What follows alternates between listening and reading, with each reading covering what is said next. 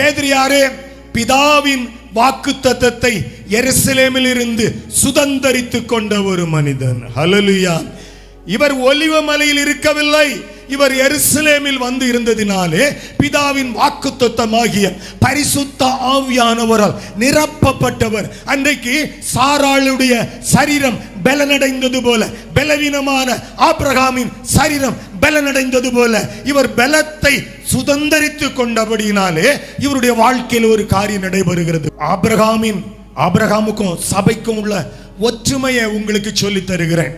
அன்றைக்கு எருசலேமில் அந்த மனிதனுடைய கால்களும் கைகளும் பலனடைந்தது போலவே, காரணம் என்ன? இந்த பேதுரு ஒரு வாக்குத்தத்தத்தை சுதந்தரித்துக் கொண்டான் தன்னுடைய வாழ்க்கையிலே. அதை ஏற்றுக்கொண்டதினாலே அவன் போகிற இடங்களில் உள்ள ஜனங்களுடைய சரீரங்களில் சுகமும் பலமும் ஆரோக்கியமும் உண்டாகத்தக்கதாக இது பிதாவின் வாக்குத்தத்தம். அல்லேலூயா.